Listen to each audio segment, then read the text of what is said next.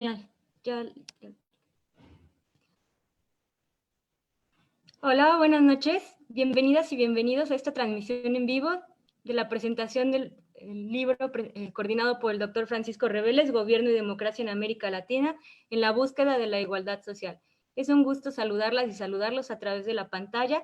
Saludo también al coordinador de la obra, el doctor Francisco Reveles, y a las presentadoras que nos acompañan, la doctora Carla Valverde y la doctora Cecilia Osorio. La dinámica de la presentación es la siguiente: daremos la palabra a las presentadoras y después el público que nos acompaña tiene la oportunidad de presentar sus comentarios, sus preguntas a las presentadoras o al coordinador. Sin más, me voy a permitir leer la semblanza, una breve semblanza además, de la doctora Carla Valverde.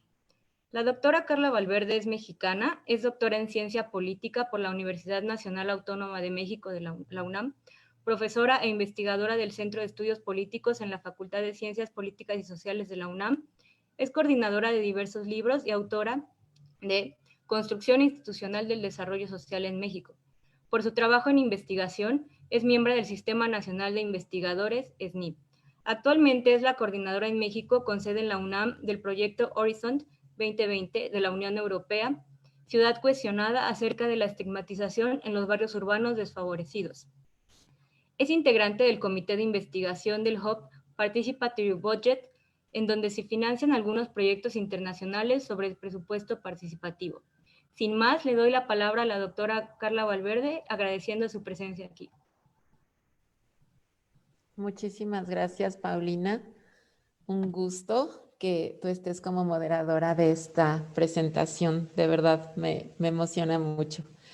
Por otra parte, me da muchísimo gusto saludar a Cecilia. No tenía yo el gusto, pero me encanta compartir esta mesa contigo. A ti, Francisco, muchísimas gracias por la invitación y por supuesto a todos los que nos acompañan esta tarde. Les agradezco mucho. Sinceramente, me parece que podemos aprovechar muy bien estas tecnologías de la información y pues tener un alcance bastante mayor al que a veces de manera presencial teníamos en la presentación de un libro. Entonces les doy la bienvenida a todas y a todos. Yo quisiera empezar diciendo que conozco a Francisco Reveles pues desde hace muchos años, no voy a decir cuántos, pero ya son varios ayeres. Y pues compartimos algo que siempre me gusta recordar, que es nuestro arribo a la facultad. En una época en la que, a diferencia de ahora, cuando hay muchas más oportunidades para ingresar a través de concursos de oposición y de un programa que la Universidad Nacional tiene ahora para incorporar a jóvenes investigadores, cuando Francisco y yo nos incorporamos al Centro de Estudios Políticos, pues en realidad eran muy pocas las oportunidades, Francisco. Eran unos cuantos los que teníamos la posibilidad y la oportunidad de ingresar al centro como profesores. Y creo que, bueno, pues siempre recordaré todas esas andanzas que compartimos en esos momentos y los nervios, ¿no? De tener que presentar concursos de oposición y bueno, son muchas trincheras las que ya hemos compartido. Y pues también nos formamos en una época con profesores de un gran arraigo científico que caracterizó a la facultad en los años 90 y que después de formarnos, pues se fueron a hacer muchas cuestiones de, pues creo que algo muy importante, Francisco, que a ti y a mí nos marcó también fue que nuestros profesores tenían incidencia en lo público. Estoy refiriéndome a Jacqueline Pechard, a Pepe Goldenberg, a Luisa Béjar, que con sus estudios pues marcaron una época, pero también lograron incidir en las transformaciones importantes de nuestro sistema político.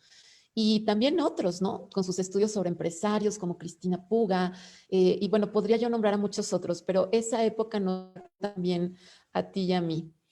Y creo que, bueno, pues esta amistad que me une contigo, también pues me gusta decirlo y siempre las presentaciones del libro para mí son un momento para festejar y esta no es la excepción.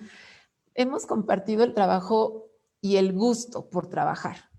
Yo siempre he admirado en ti esa gran capacidad de trabajo y de formación de recursos humanos. Y bueno, aquí está Paulina. Y hay muchos otros que podría yo nombrar y que siempre compartimos ese gusto de trabajar con los alumnos, darles espacio y que aprendan con nosotros. También hemos rondado por temas comunes, por preocupaciones similares, por arenas compartidas. Y creo que, bueno, pues el espacio universitario es un lugar privilegiado, privilegiado para el trabajo y para la construcción de agentes de cambio. Y yo creo que tú y yo también compartimos eso. Y este libro, pues se suma a la gran producción que tú tienes. Por eso es que la invitación que me hiciste me gustó muchísimo, porque desafortunadamente yo no pude colaborar en esta obra como coautora y recibí tu invitación para hacerlo. Pero de pronto el trabajo nos rebasa y créeme que lamenté muchísimo no ser coautora, pero ahora puedo desde otra arena y otra mirada, pues compartir el gusto y celebrar con todos los autores la edición de esta publicación y el tema que, como sabes, pues a mí me apasiona porque es uno de los temas que yo más he trabajado y con el que más he estado comprometida en los últimos años. Entonces, de verdad, muchísimas gracias por la invitación y quisiera yo hacer mis comentarios en torno a dos grandes bloques. Por un lado, las líneas de investigación o la línea de investigación que tú abres con esta obra. Y por otra, y bueno, comentaré algunos de los artículos que me parecieron muy interesantes. Sí le di una revisada a todos, pero no me da tiempo de hablar de todos. Y en un segundo momento el impacto que va a tener esta obra, porque me parece que sí es una indagación muy novedosa, el punto de vista que estás o que lograste argumentar o tejer para poder hilar todas las contribuciones que te dieron. Entonces, inicio diciendo que el libro se intitula y tiene un título muy interesante porque es Gobiernos y Democracia en América Latina en la búsqueda de la igualdad social, que pues es algo que es una deuda pendiente, ¿no? Todos quisiéramos que la igualdad social llegara en algún momento a nuestras vidas o a nuestra sociedad y pues es una deuda que pues parece difícil de cumplir porque gobiernos van, gobiernos vienen, políticas económicas van, políticas económicas vienen y el resultado es bastante desfavorecedor para la sociedad y particularmente para América Latina, que pues ya tenemos muchas décadas, ¿no? Como la región más desigual del mundo. Y en este sentido, bueno, pues surge esa pregunta. ¿Por qué si hemos invertido tanto en el llamado gasto social, por qué no logramos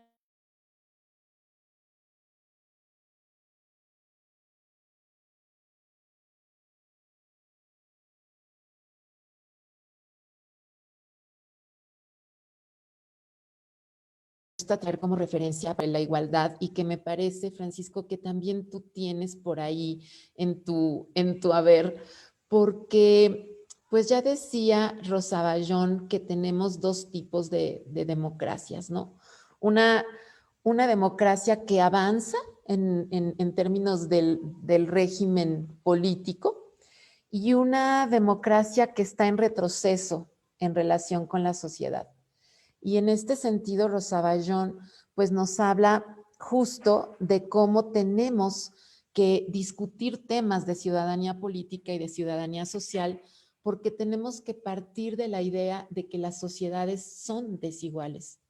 Hemos generado una relación en donde la democracia representativa, y creo que eso también lo tejen varios de los artículos en el texto, pues está en deuda. No ha logrado realmente establecer una relación dinámica, sana, constructiva con la sociedad, y la desconfianza que los ciudadanos tenemos en nuestros representantes, así como la desconfianza que tenemos en las instituciones, pues son parte de esta crisis de representación de la democracia que pues ahora en esta sociedad de desiguales, como diría Rosa Bayón, pues tenemos que establecer, ¿no? Tenemos que identificar. En los últimos años hay una concentración, por ejemplo, en la distribución de la riqueza impactante en América Latina.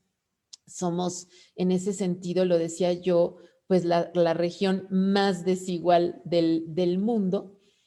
Y bueno, pues se dice muy rápido, pero la desigualdad hace que la concentración de la riqueza se dé en unas muy pocas manos y que justo el menor número de recursos se distribuya entre la mayoría de la población. Hay una fuente muy dura, ¿no? La famosa curva del elefante, que algunos autores han trabajado mucho en América Latina, y en los años 80 ya ellos habían evidenciado que el 1% de los individuos con mayores ingresos en el mundo recibió una proporción 2 veces más grande del crecimiento que el 50% de la población con menores ingresos. Y eso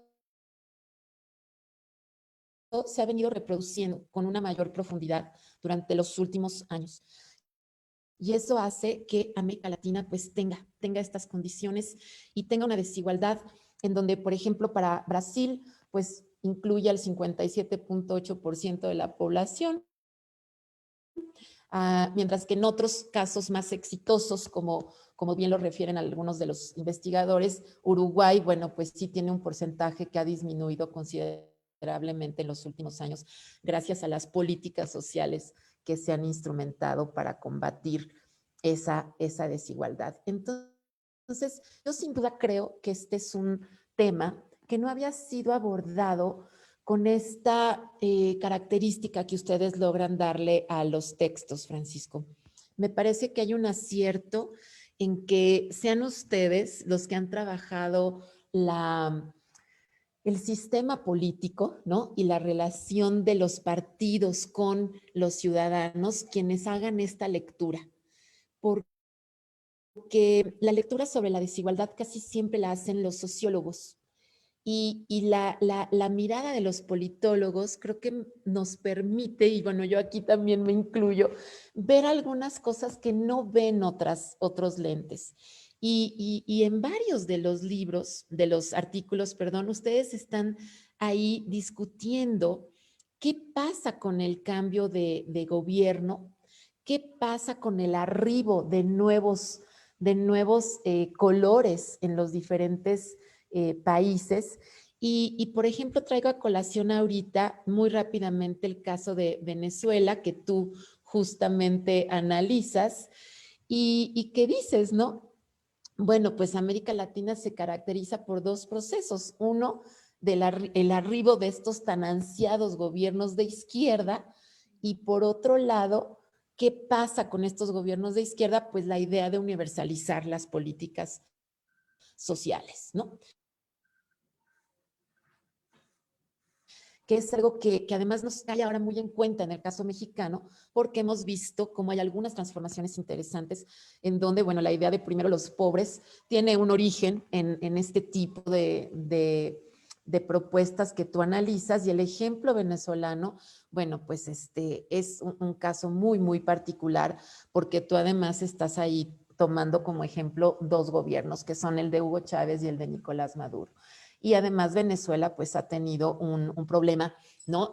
Pero lo que me gusta de ese artículo es esto que te digo, que es un país que se ha manejado en un sistema bipartidista. Tú haces una muy interesante revisión sobre los dos partidos, la Alianza Democrática Nacional y el Demócrata Cristiano, y esa mirada te permite ver otro tipo de cuestiones en términos de las políticas y los programas que tú le llamas, bueno, pues populistas, porque sí tienen ese tinte, pero que en términos sociales, pues vienen a llenar un vacío que los gobiernos neoliberales habían generado, porque veníamos de una política, de un modelo de protección social que había caracterizado a América Latina por muchos años. Y los gobiernos neoliberales lo que hicieron fue justo romper ese acuerdo y generaron una brecha de desigualdad tremenda que claro, los gobiernos de izquierda, al menos en sus plataformas y en algunas de sus acciones, tratan de recuperar para buscar una especie como de centro en la economía. Tú lo mencionas bastante bien. Y ves esta articulación con la estabilidad política que se logra, por ejemplo, en el caso venezolano, gracias al petróleo. Que también tiene algunas similitudes con el caso mexicano. Entonces, tú dices aquí que la lucha contra la pobreza pues fue una directriz de los dos gobiernos, ¿no? Y también mencionas que pues tiene un cierto saldo positivo y mencionas algunos de los programas más importantes que me parece que nos logra o nos permite recuperar parte de lo que estoy yo comentando en este momento. Hay otro artículo que me gustó mucho, que es el que hace el análisis del caso cubano. Ese texto también, todos, pero bueno, menciono solamente algunos porque no me da tiempo de mencionar todos. Y esta visión sobre el caso cubano y justo lo que pasa con la muerte de Castro, también es muy interesante y tiene esta mirada de la cual yo vuelvo a hacer el énfasis en términos de la mirada de la ciencia política. ¿Qué pasa con esa cuestión de los partidos o del partido y cómo ha tenido también Raúl, que abrir la economía cubana hacia otro tipo de actores, pues para no colapsar algunas de las acciones que se habían comprometido o que tienen una relación con la ciudadanía? Y aquí vuelvo a mi eje de la ciudadanía social. Yo sé, Paulina, que son 10 minutos, entonces voy a ir tratando de cerrar, pero porque, bueno, me imagino que tendremos tiempo de regresar a una segunda ronda después de que algunos nos pregunten, pero hay un texto con el que abre el libro, que es el caso de Uruguay, y que analiza Lisandro, que también es colega nuestro en el Centro de Estudios Políticos, y que, bueno, pues presenta a este caso, pues yo diría prácticamente único de América Latina, que tuvo tanto éxito y que logró, pues vamos a decir, darle la vuelta, ¿no? Es muy interesante el caso uruguayo y también al frente de un gobierno muy de izquierda. Y yo diría que además una persona que tuvo como presidente Uruguay, que pues también es único, ¿no? Una persona que había estado en la cárcel, que desde los movimientos sociales había estado luchando por llegar a modificar el gran lobo, ¿no? Las fauces conocía las fauces del lobo y después pues trató de modificarlo. Y un presidente pues muy austero que también cambia las reglas del juego de la política, ¿no? Porque modifica esta idea del del presidente omnipotente que viaja, que tiene lujos y él rompe. Creo que es una imagen muy interesante del caso uruguayo. También hay que reconocer, como diría Nolen, que el contexto hace la diferencia y que, bueno, no es lo mismo gobernar un país de 6 millones de personas que un país de 128, ¿no? Como el nuestro. Entonces, sí entiendo la diferencia de los contextos, pero me parece que ese es un ejemplo muy, muy interesante que tiene logros importantísimos. También el caso argentino y el caso chileno, tú los englobas como estos un poco más exitosos, pero creo que Uruguay de verdad tiene como la punta de la lanza. Y, y bueno, yo esta primera ronda quisiera llamar a todos los que nos están acompañando a que lean el texto. Es un texto de 10 capítulos con una mirada muy amplia sobre diferentes casos, como decía yo, Uruguay, Argentina, también está Chile, Venezuela, está el caso de Cuba que ya referí, está Bolivia, está Colombia, Brasil, México, y bueno, hay algunas cuestiones que tratan de hacer, por ejemplo, lo que hace Nelson es un poco más amplio, aunque también se refiere al caso argentino, pero creo que es un texto, todos que en su conjunto nos dan una mirada sobre qué ocurrió en las últimas, no sé, 2 décadas, los últimos 20 años en las políticas sociales de América Latina. ¿Y de qué va esto de la búsqueda de la igualdad? ¿No? ¿De qué va? ¿Cuáles son algunos de los retos? ¿Cuáles son algunos de los aciertos? Tal vez cuáles son algunas de las buenas prácticas de los programas de transferencias económicas, ¿no? Pero ¿de qué va esto de la política social en los albores del siglo XXI y hacia dónde podemos entonces mirar, ¿no? Porque además la crisis del COVID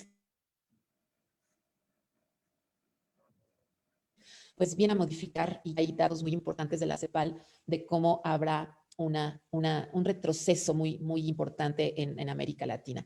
Me referiré a estos datos en mi segunda intervención, pero para el primer saque lo dejo entonces aquí y repito que me siento muy contenta de estar hoy con ustedes. Muchas gracias.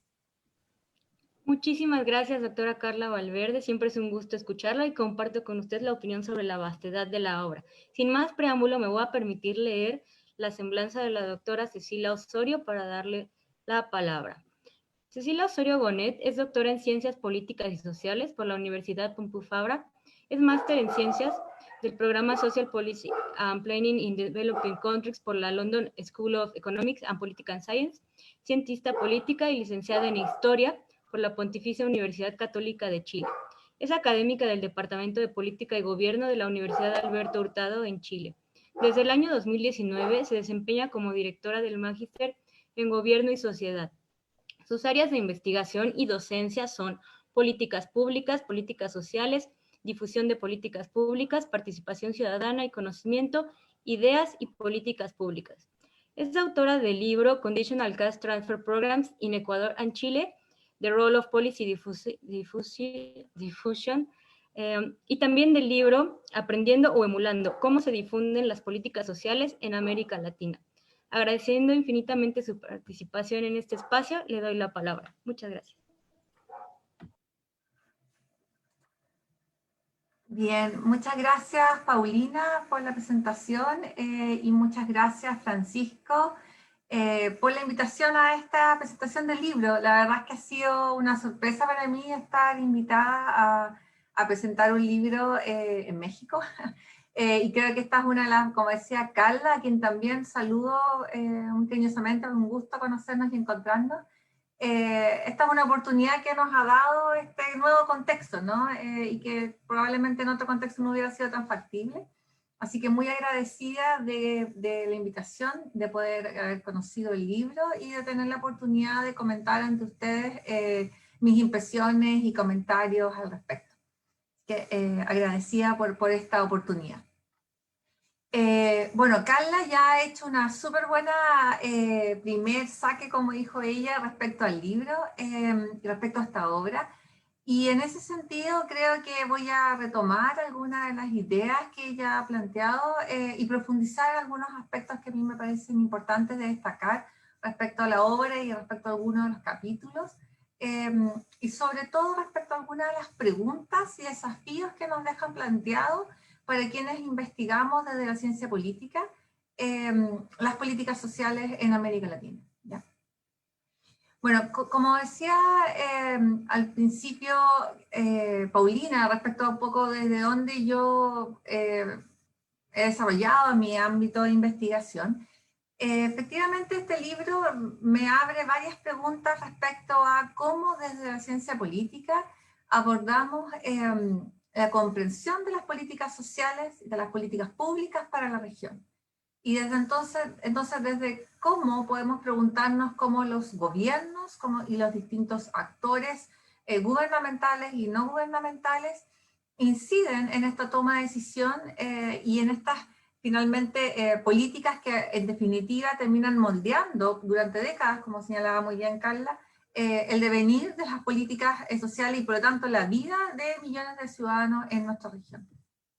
Entonces, me agrada mucho, y eso es un primer punto que quisiera señalar, me agrada mucho poder leer un libro que desde la ciencia política, no desde la economía, no desde la sociología, no desde otra disciplina, yo en eso soy a veces como bien, como diríamos en Chile, con la camiseta puesta, me agrada mucho leerlo desde la ciencia política y los autores que ustedes convocan, a los que hacen referencia en la obra, y a los cuales también hace referencia Carla, como Rosambayón, son los autores que también nos iluminan desde esa disciplina. Entonces es muy interesante ese diálogo. Y creo que ahí hay una contribución sumamente importante que esta obra hace para estudiantes de grado y de posgrado del ámbito de ciencia política, políticas públicas, políticas sociales para la región. Esa es una primera aproximación, o sea, a mí me agrada mucho poder leer un libro que desde la ciencia política explícitamente aborde políticas sociales. En ese sentido, hay veces en las cuales cuando estamos en clase con nuestros estudiantes, yo tiendo a decir algo que puede ser un poco obvio, que es que las políticas sociales son políticas públicas y que las políticas sociales no son estos programas que se hacen para, voy a hacer una caricatura, para abordar y atender a la gente en situación de pobreza y nada más. Eso no es la política social. La política social son políticas sumamente trascendentales que los distintos capítulos que ustedes desarrollan dan cuenta de la incidencia que tienen para los ámbitos de salud, educación, previsión social y evidentemente también la situación de pobreza. Entonces, lo que quiero decir es que hay veces que desde la ciencia política pareciera que la política social son como estos programas de asistencia, ¿no? Cuando en definitiva son lineamientos y políticas públicas sumamente relevantes y que por lo tanto merecen ser atendidas y hacernos preguntas al respecto.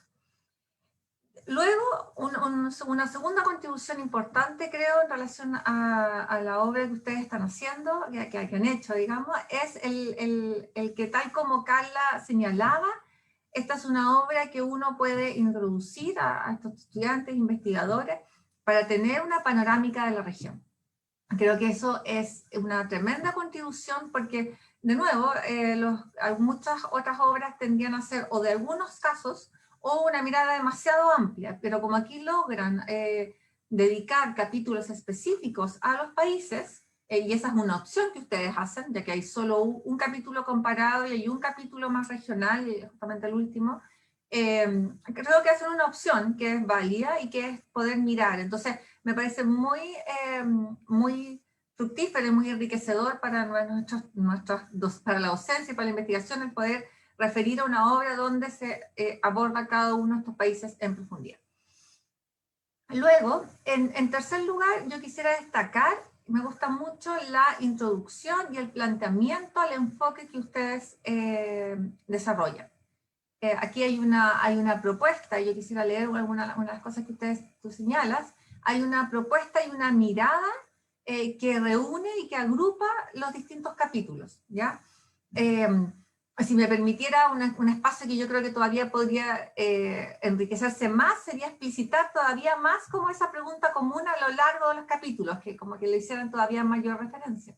Pero al leer la introducción a uno le queda muy claro qué es lo que ustedes buscan responder con cada una de las miradas en los casos y cuál es como el enfoque común. Y eso también se agradece mucho en una obra de esta naturaleza.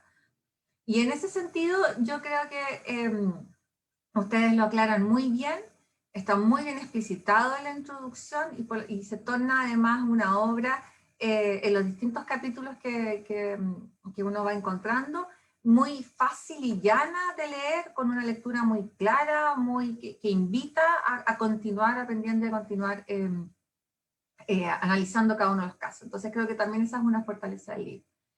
Y en ese sentido, ahora sí me permito leer, cuando ustedes plantean que quieren observar en definitiva cuáles han sido las implicancias, como decía acá, de las decisiones de las políticas sociales para la región en los últimos años y si han contribuido o no a disminuir la inequidad, ustedes toman una pregunta ahí muy clara y quieren mirar si efectivamente los gobiernos han sido los gobiernos o han sido qué otros factores los que han incidido y qué es lo que caracteriza cada uno de estas tomas de decisiones y de definiciones de política. Y aquí creo que es muy importante una frase que quiero señalar. Tú señalas, las explicaciones son múltiples. Como pueden verse a lo largo de los capítulos de esta obra, existen tantos factores estructurales, la dinámica del capitalismo mundial, relaciones históricas de poder o instituciones sólidas en el plano local, como de carácter más bien coyuntural, el tipo de fuerzas y liderazgos que están en el poder y la manera en que deciden enfrentar los problemas específicos. Y creo que eso es clave.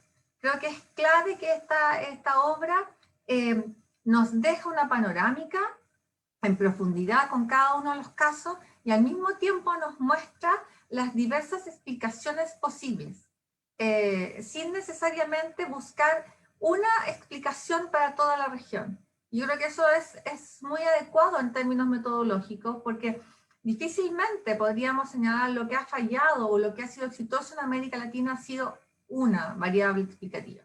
Y creo que ustedes la dejan abierto y eso permite, por lo tanto, profundizar en cada uno de los casos y abrir nuevas preguntas. Y creo que lo dejan muy claro al destacar las características de cada uno de los casos y que son muy diferentes, ¿ya? En ese sentido, nuestra región es tan compleja, ¿no? Ustedes están al norte, yo estoy al sur, casi cayéndonos del globo, y hay una diversidad en nuestra región que encontramos muchos parámetros comunes, a eso quiero hacer alguna referencia ahora, pero al mismo tiempo es difícil generalizar y buscar explicaciones sencillas que nos permitan señalar por qué, por ejemplo, han habido más éxitos o más fracasos en un país que en otro. Entonces creo que ustedes levantan esa diversidad y me gusta mucho el que dejan planteadas estas distintas explicaciones. Por lo tanto, los investigadores y quienes lean su obra van a poder profundizar y a partir de allí continuar el análisis y los desafíos que se van generando. Ahora, un espacio que yo quisiera, no sé cómo voy en el tiempo, Paulina. Quedan unos minutitos más. Ya. Yo quisiera comentar un par de cosas. Por una parte, un ámbito que creo que podemos discutir y que podemos profundizar y que es interesante es el hecho de que observamos para la región, tal como señalaba Carla, con mucha claridad, políticas y tomas de decisiones que han apuntado a disminuir la desigualdad, pero que no lo han logrado. Y en ese sentido este libro también se torna relevante porque nos muestra cómo las acciones gubernamentales en los últimos 20 años, el uso de recursos públicos para impactar en la vida de millones de personas ha tenido impactos dispares y no necesariamente tan positivos como quisiéramos.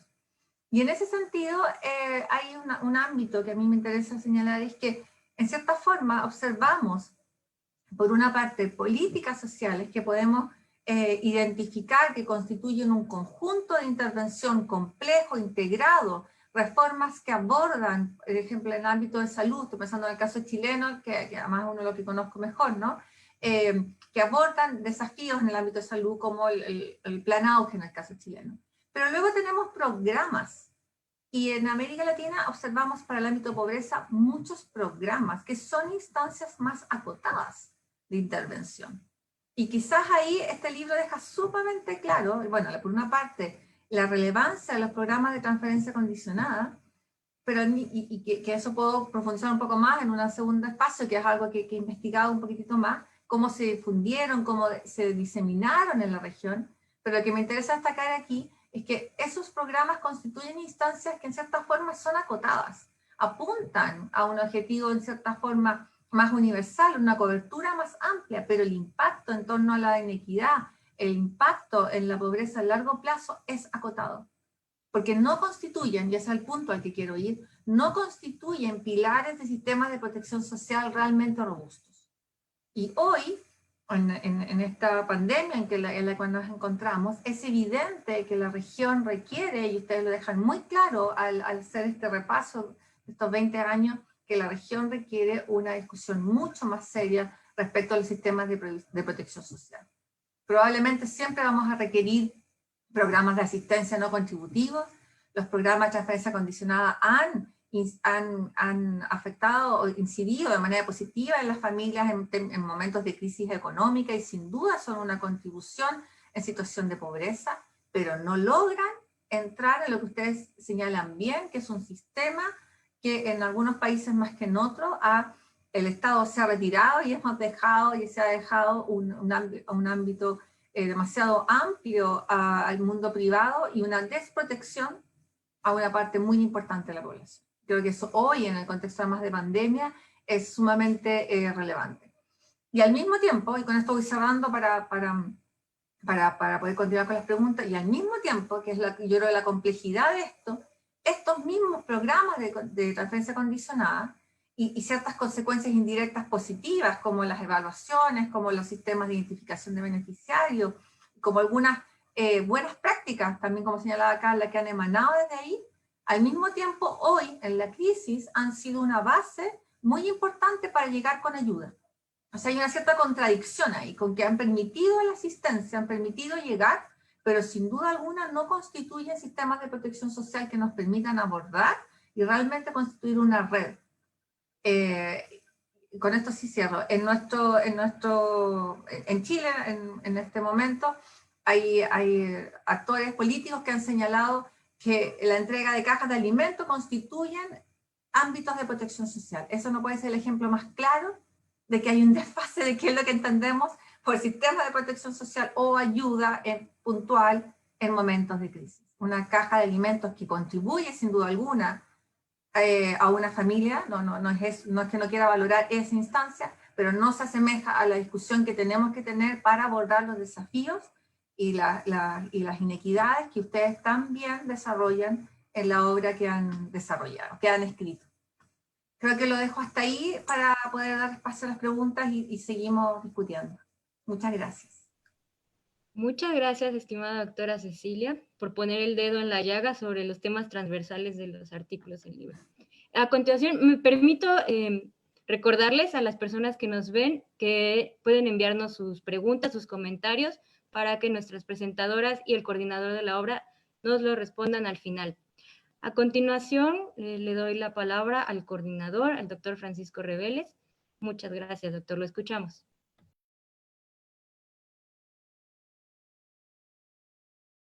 Se me olvida prender el micrófono, pero ya.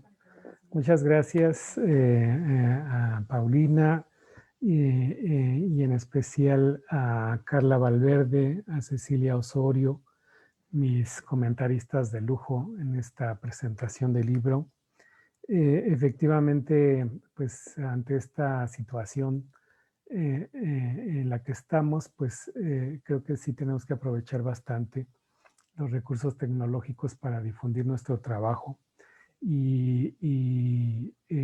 Precisamente por eso pues invité a Cecilia, porque la descubrí como parte de un grupo de ALACIP y vi su currículum y toda esta trayectoria que tiene de especialización acerca de políticas públicas y políticas sociales, y pues por eso me decidí a invitarte. Qué bueno que aceptaste, que estás aquí con nosotros compartiendo estos puntos de vista. Y a Carla Valverde, pues aparte de la amistad que nos une, que ya lo mencionó ella, efectivamente, pues igual es una especialista en esta temática, ¿no? Siempre me gusta invitar a especialistas a que nos lean, en este caso, en este trabajo de investigación que realizamos y esta publicación colectiva con diferentes colegas de aquí de México y de otros países, lo cual nos permitió también pues tener esta panorámica acerca de las políticas sociales y su contribución a la erradicación o la disminución por lo menos de la enorme desigualdad social que prevalece en esta región. Yo nada más quisiera comentar algunas cosas para no ocupar el tiempo que vamos, creo, a poder aprovechar mejor con preguntas o comentarios de quienes nos estén viendo o escuchando. Igualmente les agradezco mucho quienes estén conectados por ahí en el ciberespacio. Nada más quisiera comentar, reiterar los casos que están presentes en el libro y los autores que escribieron para el mismo. Uruguay lo trata Lisandro Martín Devoto, Martín Freixedo y Guillermo Fuentes. El de Argentina está trabajado también por Lisandro Martín Devoto. El caso de Chile por Claudia Lanís. El de Venezuela lo trabajé yo. Mario Galindo Sosa estudió Bolivia. Rosa García Chediak, profesora del Centro de Estudios Latinoamericanos de la UNAM, trató el caso de Cuba, que es un caso que también generalmente queda fuera de los análisis de la ciencia política, porque es un bicho raro, porque es un régimen autoritario, por todo esto que ya sabemos, ¿no? Pero sí, la verdad es que a mí me extraña mucho porque hay procesos muy comunes, incluso ese tipo de autoritarismos ya está presente en otros países y pues me parecía absurdo mantener fuera, ¿no? un caso como el cubano, que es extraordinario en sí mismo y también nos puede brindar pues una experiencia muy interesante en materia de políticas sociales, con todos los problemas que tienen. Está también Natalie Burbano colaborando con el libro en el caso de Colombia. Yo traté una comparación entre Brasil y México, y luego también el lector puede hallar una comparación entre Chile y Argentina de parte de Teresa Castro Escudero, que también es profesora de nuestro Centro de Estudios Latinoamericanos de la Facultad de Ciencias Políticas y Sociales de la UNAM. Y está un trabajo general que abarca toda la región de Nelson Cardoso sobre las pensiones y la seguridad social en toda América Latina. Una de las cosas que finalmente diría que va a encontrar el lector es efectivamente esta dimensión de la grave problemática social que vive América Latina, ubicada dentro de un concepto de la calidad de la democracia.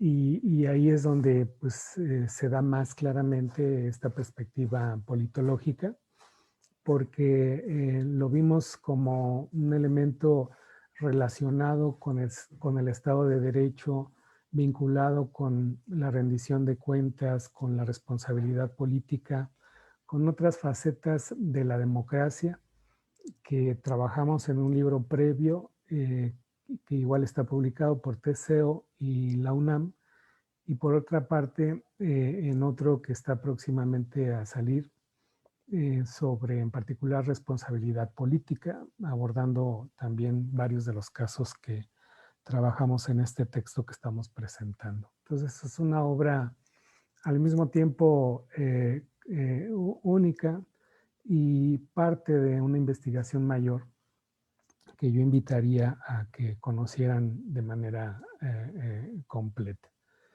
Y naturalmente quisiera agradecer a la editorial Teseo, a Laura Díaz, a Octavio Cules, que nos ayudaron pues de todo a todo, para publicar el texto, para hacer la difusión de esta presentación. También al equipo de Ilan Gartnet del Departamento de Publicaciones de la Facultad de Ciencias Políticas y Sociales de la UNAM, que igual trabajaron bastante para que pudiera salir a la luz este trabajo, ¿no? Y finalmente, pues señalar que este problema de la desigualdad social junto con la pobreza, me parece a mí que son los que tienen que enfrentar claramente los gobiernos democráticos y en particular los gobiernos que se presumen como de izquierda, porque en efecto, como lo señalaba Cecilia hace un rato, pues las políticas sociales no bastan, a pesar de que tengamos muchas, a pesar de que los presupuestos crezcan y crezcan año tras año. En algunos países, claramente en México, también los pobres siguen siendo más. Y son millones y millones de personas. Y con las consecuencias de esta pandemia, pues van a ser, creo que todavía más.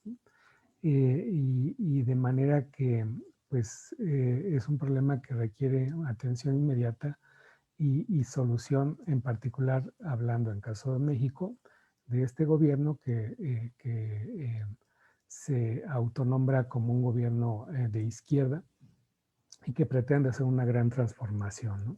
En la dimensión social está un gran reto para ese gobierno y creo que hay que reiterarlo en esta presentación y en todos los espacios posibles.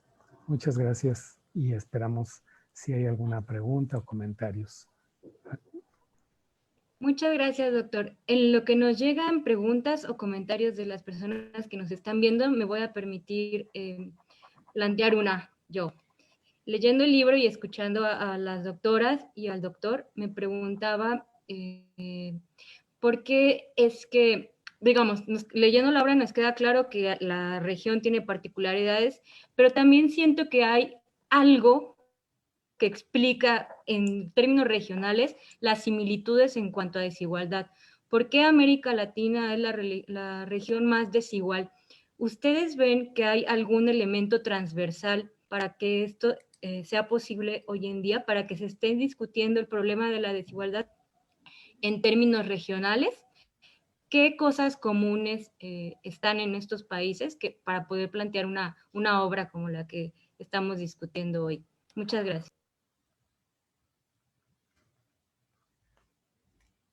Es la pregunta del millón, ¿no? Del millón de euros, además, o de libras esterlinas, Paulina, ¿no? Pero sí, efectivamente, pues hay cosas comunes, ¿no? Pero tienen que ver con la historia, con el desarrollo de hace muchos años de la región y también del propio capitalismo que tenemos y de la democracia, finalmente, ¿no? El elitismo prevaleciente desde hace muchísimo tiempo, elitismo político, elitismo económico, la perpetuación de relaciones de dominación que no estaban determinadas solamente por la propiedad, sino por diferentes aspectos como la educación, como la cultura. Y creo que eso pues, tiene que ver y está íntimamente relacionado con la desigualdad social, ¿no? Que es la que estamos tratando o la que tratamos en el libro en particular. Gracias, doctor. Si nuestras presentadoras tienen alguna opinión respecto sobre esta pregunta, que bueno, sí, abarca toda la historia de la región. Carla creo que quiere participar. Sí, a ver, pues comento algo para seguir en el diálogo con Cecilia y con todos. Creo que hay un punto que señalas desde la introducción, Francisco, y que es algo que ya hemos pues dicho en varios foros, ¿no? Podemos identificar en el caso latinoamericano un problema estructural. Y decía Cecilia que pues que los programas en muchas ocasiones son paliativos, pero no están realmente, vamos a decir, atacando el problema estructural. Pueden de manera momentánea beneficiar a un cierto grupo de la sociedad o incluso más específico, puede ser focalizado a un, por ejemplo, grupo etario. Y sí, tiene efectos importantes, ¿no? Contrarresta algunas problemáticas. Sin embargo, este libro nos hace ver que el problema estructural permanece, es decir, es algo que tiene que ver con el diseño institucional, con el arreglo de las instituciones y con el arreglo y los acuerdos, los intereses que se establecen en esta arena, ¿no? Hay una vieja discusión de que siempre la política social está a la deriva de la política económica. Entonces, es como si dependiera del éxito económico el que tengamos una mejor o una peor política social. Sin embargo, pues esto también nos lleva a otra vieja discusión que Cecilia también mencionaba, que tiene que ver con el asistencialismo o el universalismo. Entonces, pues la verdad es que si los teóricos que hace varios siglos discutieron esto, estuvieran ahora, pues dirían, oigan, ustedes no han avanzado nada en todo este tiempo, porque seguimos discutiendo si va a ser a unos cuantos o si va a ser a todos, porque seguimos discutiendo si es un derecho social o es un derecho laboral, ¿no? Como fue para muchos en muchos años, si es una cuestión de asistencialismo y de bienestar para los que están, no sé, por ejemplo, trabajadores del Estado, o si estamos hablando de un programa que tiene que ver con la universalidad, con la exigibilidad, con la justiciabilidad, y que eso nos coloca en una discusión de derechos sociales de cuarta y de quinta generación, en donde, pues, si no salvas o tienes resuelto el problema estructural, pues difícilmente vas a poder hacerlo universal. En el discurso sí, y para ganar votos también, pero en los hechos lo que observamos es que es muy poco posible que se logre.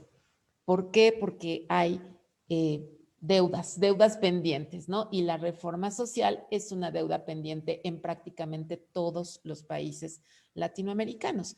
Nos hemos enfocado mucho más en las reformas político-electorales y en otro tipo de reformas, tal vez las fiscales, otras económicas, pero la reforma social es una deuda con la sociedad.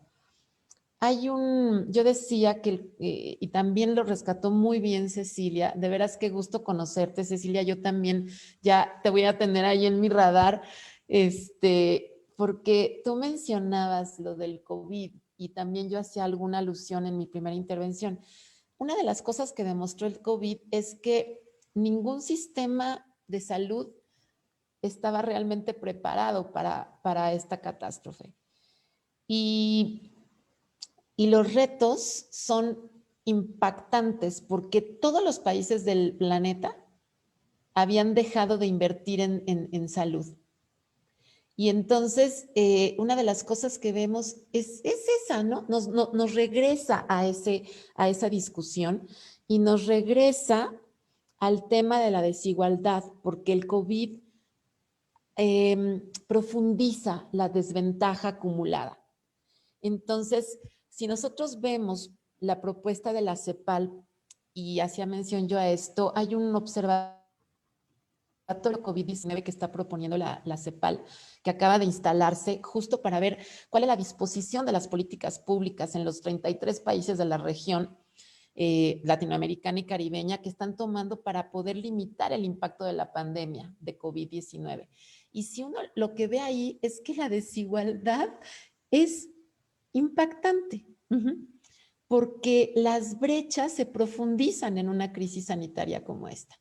El acceso al agua, el acceso a la vivienda, bueno, no puedo dejar de mencionar la violencia contra las mujeres, hoy que es día 25 de noviembre, y un montón de problemas que trae consigo la desigualdad de oportunidades, de acceso a los recursos, de acceso a la salud, de acceso a la educación. Veamos incluso la brecha digital, el acceso a la educación a través de los medios digitales, ¿no? Es otro gran reto. Hay una noticia de esta semana en el Ecuador. Justamente Ecuador está proponiendo un fondo latinoamericano para extender el Internet al mundo rural. Es una propuesta muy interesante, pues pensando en que se pueda a través de la tecnología digital ofrecer una mayor matriculación a otras poblaciones que están desvinculadas, ¿no? De por sí están desvinculadas y ahora con el COVID están más desvinculadas. Entonces, yo creo que sí es la pregunta del millón, Paulina. No, sé que no te contesté, pero una de las razones que yo podría ver en común es este problema estructural de la desigualdad que sí me gustaría diferenciar, ¿no? De la pobreza. Muchas veces nos hemos quedado en ese discurso y no es solamente un problema de pobreza, es un problema también de equidad y de desigualdad, de concentración de la riqueza, ¿no? De las brechas. Aquí lo dejaría, a ver si se animan a preguntarnos algo y le digo a Cecilia que le paso la estafeta. Muchas gracias, doctora. De hecho, sí tenemos otra pregunta, pero la dejaremos para después. La doctora Cecilia. Sí, a ver, bueno, súper interesante la conversación, agradezco la invitación nuevamente y conversar con Francisco y con Carla. Creo que, bueno, la pregunta evidentemente es compleja, pero creo que se ha ido respondiendo parcialmente. Concuerdo con lo que señalan Francisco y Carla, y creo que hay un tema no menor, y que ustedes lo destacan bien en el libro, Francisco, que es que en los casos en los cuales, que no son pocos en la región, en los cuales las dictaduras además permitieron la instalación de un sistema neoliberal tan radical y de manera tan drástica, dificulta además estas características estructurales que señala Carla. Es decir, el caso chileno, que es un ejemplo que ustedes lo destacan bien en ese sentido, ha sido sumamente difícil y bueno, ustedes estarán enterados de lo que hemos vivido desde hace un año ya hasta ahora. Ha sido sumamente difícil modificar esa estructura de poder y que en los espacios en los cuales se retiró finalmente el Estado y entró el sector privado con tanta fuerza, desregulado además, que se pueda volver a distribuir el poder de una manera, no solo el poder político, pero también la riqueza, de una manera que permita saldar esta deuda que plantea Carla. Yo creo que Carla dio un punto que me parece súper interesante, que es el hecho de que efectivamente las reformas políticas han sido en ese sentido más profundas que el ámbito social. Y es interesante si uno observa que, sobre todo en estos países donde las reformas estructurales fueron tan claras, la privatización tan radical, la retirada del Estado tan notoria, como en estos también 20 años hemos observado en algunos casos, por ejemplo, esta ola de difusión de las agencias reguladoras. Todos estos espacios que se desregularizaron, que se abrieron, como la entrega del servicio al agua, que planteaba muy bien Carla, los servicios básicos, la educación, la salud, la entrada a los privados, como la plantea también muy bien en el capítulo respecto a las pensiones, a la previsión social, Nelson. esta retirada ha implicado incluso retroceso, o sea, no retroceso, sino como vueltas, ¿no? Una vuelta a reandar el camino o al menos pensarlo de una manera distinta. Esto creo que en cierta manera es algo que no sé si calificarlo de positivo, pero al menos un poco esperanzador en la lógica de que existe hoy una evidencia, y eso concuerdo con Carlos también, en que la pobreza es un tremendo problema en la región, pero la inequidad estructural lo es aún más. En ese sentido, la región tiene buenas cifras en disminución de la pobreza estos años, pero no se ha logrado entrar en la disminución de la inequidad. Entonces, en cierta manera creo que por una parte, el contexto político y la instalación de reforma estructural y la retirada del Estado de manera tan clara en estas décadas, y, como que dejó demasiado cimentado estos espacios, y eso ha dificultado además el poder hacer estas reformas que tú planteabas, Paulina, tratando de responder un poco a tu pregunta. Creo que ahí hay una variable que explica, que intensifica, ¿no?, esta situación. Pero luego, como decía, creo que hay no sé si una buena noticia, pero hemos visto una vuelta a, por una parte, regular algunos espacios que se habían desregulado, y por otra parte una discusión, que también coincido en esto con Carla, en algunos casos puede ser solo discurso, pero hay una discusión respecto a los derechos sociales, respecto a la equidad, respecto a la protección social, que creo que hay que profundizar, que hay que intensificar, que hay que tomar para poder avanzar en esa línea. En particular, en el caso chileno, nos encontramos hoy, ustedes saben, en una discusión, o sea, al inicio de una discusión constitucional que en cierta forma esperamos puede abrir la posibilidad de esa discusión. No estoy tan clara de si lo vamos a lograr completamente de manera positiva, confío en que sí, pero al mismo tiempo estamos, algunos sectores atentos, porque la crisis también política y de los partidos políticos y la deslegitimidad hacia las instituciones es un agravante que también dificulta, ¿no?, este diálogo. Pero hay una posibilidad de entonces conversar, discutir, deliberar cuál es el rol que queremos del Estado, qué espacios queremos garantizar a nivel constitucional, vamos a garantizar los derechos sociales, cómo lo vamos a hacer al respecto. Ahí hay un espacio, una posibilidad de discusión que espero pueda contribuir en esa línea, digamos, pero implica, digamos, hacernos esas preguntas en ese sentido. Estamos en ese momento en Chile hoy, como ustedes saben, a partir de que ganó el apruebo para iniciar una nueva constitución, pero bueno, va a ser interesante observar cómo nos va. Les agradezco enormemente su respuesta a mi pregunta y me voy a permitir leer la pregunta de un colega que nos está viendo. La voy a leer textual y quizás su pregunta iba en el sentido en lo que yo estaba pensando y que ustedes bien han tocado. Dice, es el compañero Axel Velázquez de la Facultad de Ciencias Políticas y Sociales.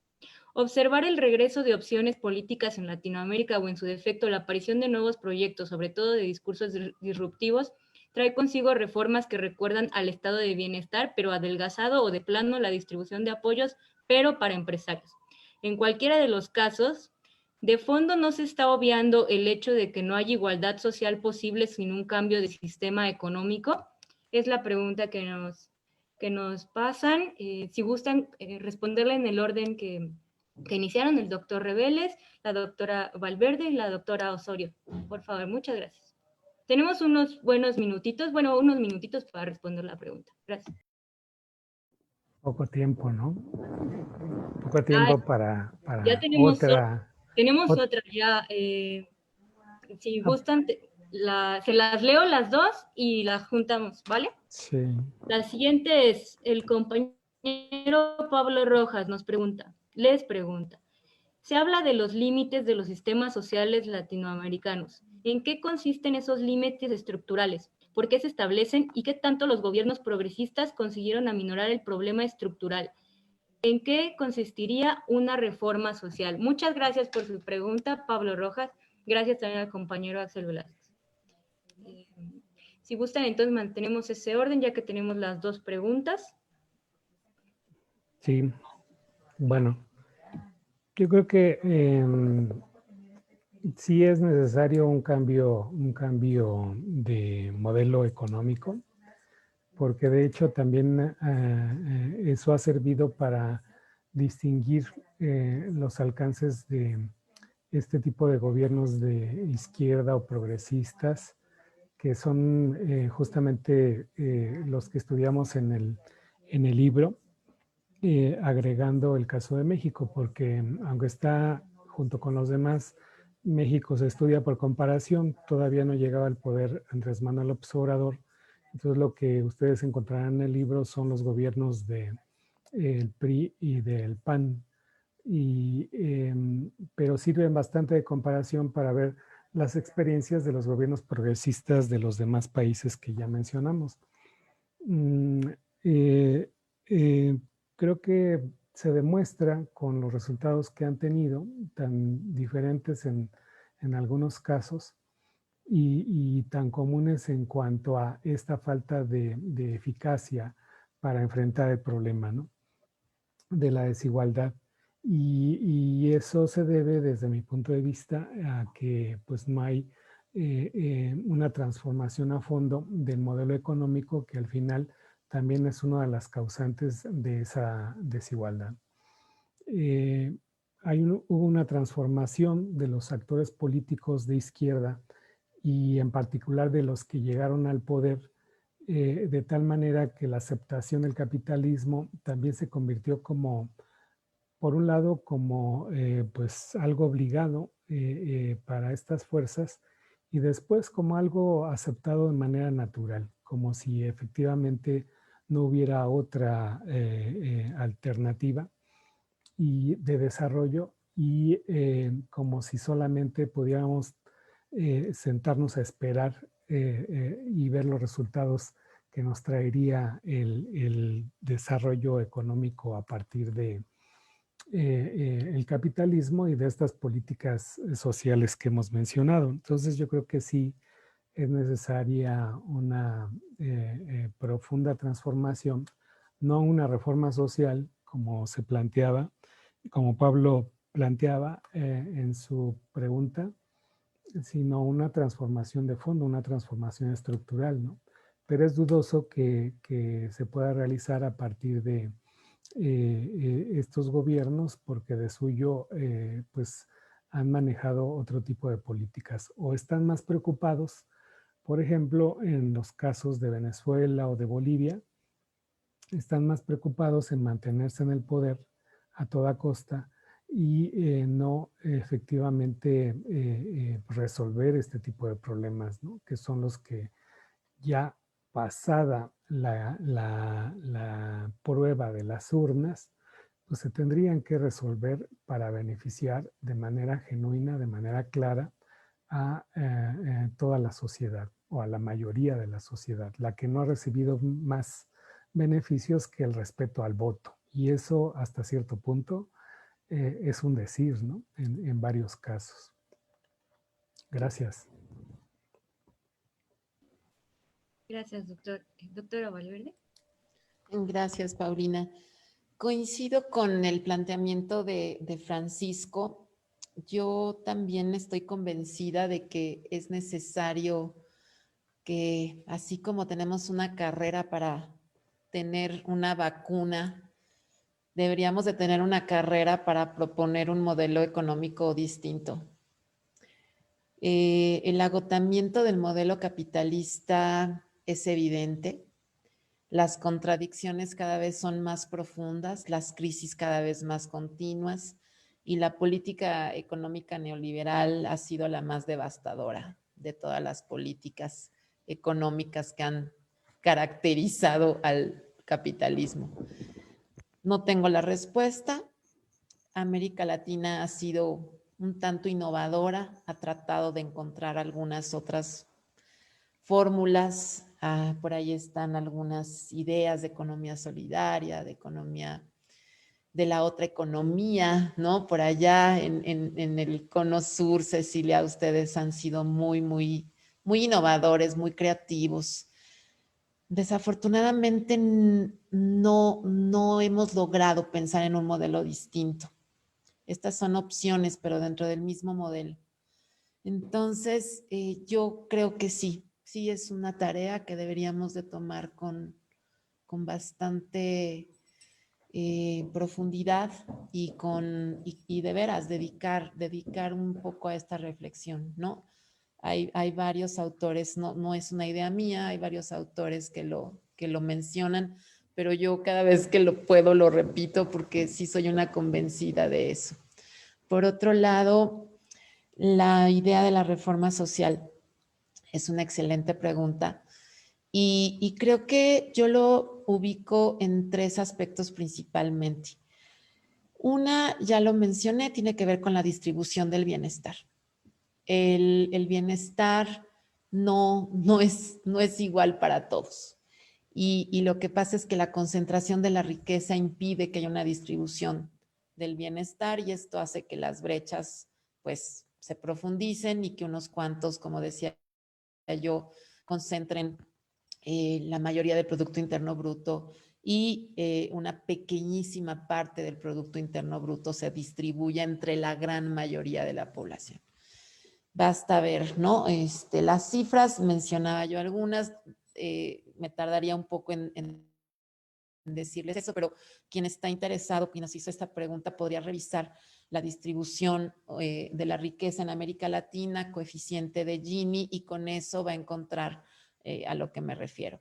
La segunda cuestión que resaltaría es la equidad, la búsqueda de la equidad.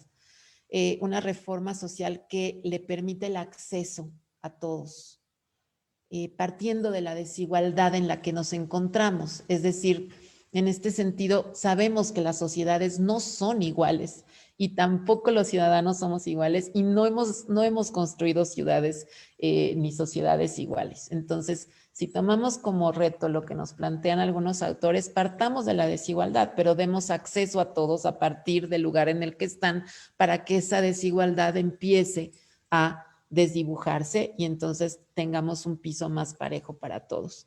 Entonces agregaría la distribución del bienestar, la equidad.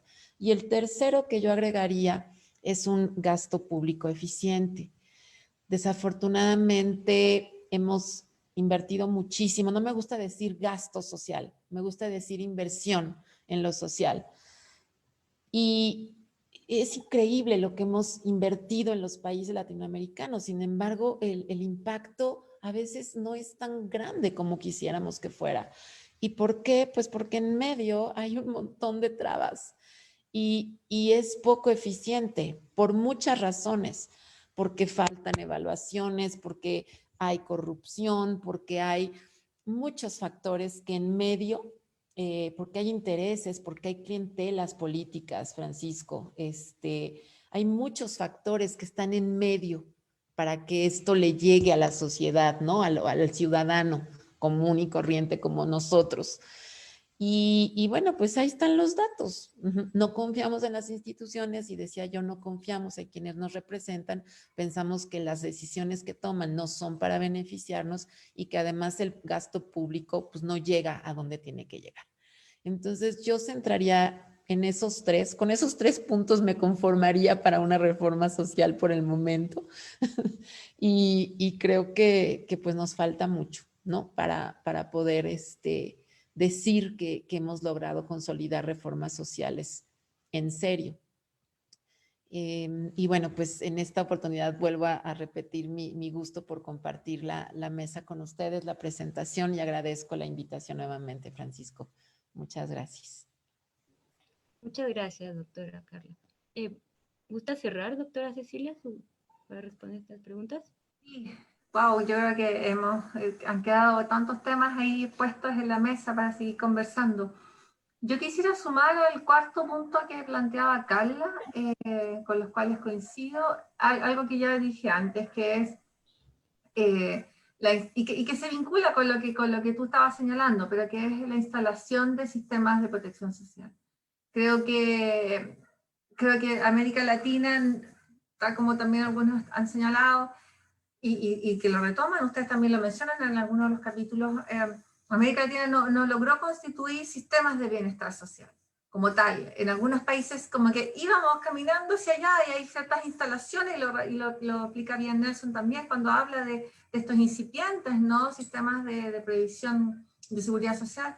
Íbamos, algunos países ya han avanzado. En Uruguay en ese sentido es un caso interesante, ¿no? Pero no nos acercamos a ese modelo que bueno, ha aparecido la experiencia comparada siempre como un referente, ¿no? Y en esta conversación, ¿no?, me pareciera que el pensar sistemas que, tal como además aborda Rosan Bayón y Castel, ¿no?, que también me gustan mucho, la línea que planteaba Carla, permitan proteger y resguardar ante inseguridades que hoy son nuevas además. Porque a todo esto que hemos estado conversando, tenemos que sumar que el mundo ha cambiado y que por tanto las inseguridades y los riesgos de hace 20 años atrás, cuando ustedes comienzan su investigación y digamos en el periodo histórico que abordan, son distintas a las que hoy tenemos y a las que vendrán. Entonces creo que por una parte la lógica de pensar sistemas que protejan por una parte a los ciudadanos y aseguren una red ante estas inseguridades, ante los riesgos, creo que es esencial. Y esto implica lo que hemos estado conversando, la cobertura de los derechos sociales de salud, educación, el ámbito que tiene que ver con los riesgos vinculados al trabajo y una red de protección a lo largo del ciclo de la vida, ¿no? Creo que, y ahí hay distintas definiciones, distintas miradas desde CEPAL, desde OIT, desde distintos actores y autores también que lo han investigado, y creo que es una discusión que hay que tener. Y luego, como no estoy respondiendo en específico a las preguntas, pero estoy como profundizando en algunos de los temas que me han provocado de lo que ustedes han comentado. Eso sería algo que yo sumaría a lo que señalaba Carla. Y luego en relación a qué es lo que pasa en nuestra región, yo creo que insistiría en el punto de que tenemos junto con la concentración del ingreso, que creo que es un punto clave en esta región, y que, insisto, el sistema neoliberal, capitalista neoliberal ha profundizado y ha en el fondo solidificado de una manera muy difícil de mover, es la concentración del poder político. Y hasta que no logremos distribuir el poder político y el poder económico, no nos vamos a lograr mover. Y en ese sentido, evidentemente creo que están vinculados, y tal como preguntaban, la necesidad de pensar un modelo de desarrollo es incipiente. O sea, evidentemente no podemos continuar de la misma manera. No hemos tenido tiempo de comentar, por ejemplo, todo el impacto con el tema medioambiental en la región. Y eso también es reflejo de un sistema que ha sido extractivista, que ha producido sin cuidado, sin apuntar a la sustentabilidad. Y creo que en definitiva tenemos que repensarlo sin duda alguna el modelo de desarrollo y poner énfasis en la distribución del poder. Si no distribuimos el poder económico, no distribuimos el poder político, nos va a costar mucho poder avanzar a estas 3 o 4 puntos que hemos estado discutiendo que serían centrales para abordar de manera más profunda y en largo plazo la inequidad y una reforma en el ámbito social. Creo que esos son temas clave. A veces uno es más pesimista, u otros días amanece más positivo, no sé si les pasa, a mí me pasa frecuentemente, pero creo que por allí va la discusión.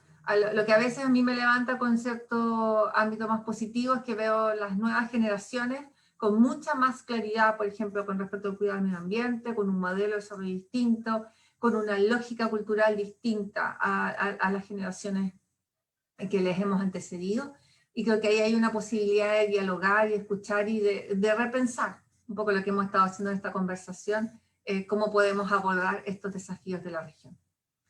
Aprovecho de agradecer la invitación, ha sido una conversación súper interesante que se genera a partir de la lectura de este libro, que aprovecho de insistir en invitar a leer y a difundir, porque contribuye mucho a lo que hemos estado discutiendo. Muchas gracias, Francisco, Carla y Paulina. Muchas gracias, doctora Cecilia.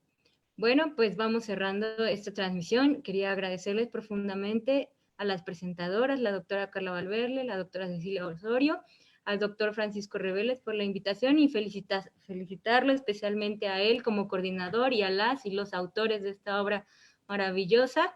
Y bueno, creo que estamos todos de acuerdo con que el modelo económico hay algo ahí que debemos seguir discutiendo y eso me da tranquilidad en lo personal, así que Sin más, agradecer también las preguntas de las personas que nos las enviaron, los que nos vieron, a Teseo, la editorial Teseo, por las facilidades que ofrecen para la presentación de estos espacios que nos benefician a todas y todos. Y pues bueno, con esto cerramos. Gracias de nuevo a todas y todos. Y por la mención a lo que conmemoramos hoy, el Día Internacional por la Eliminación de la Violencia contra la Mujer.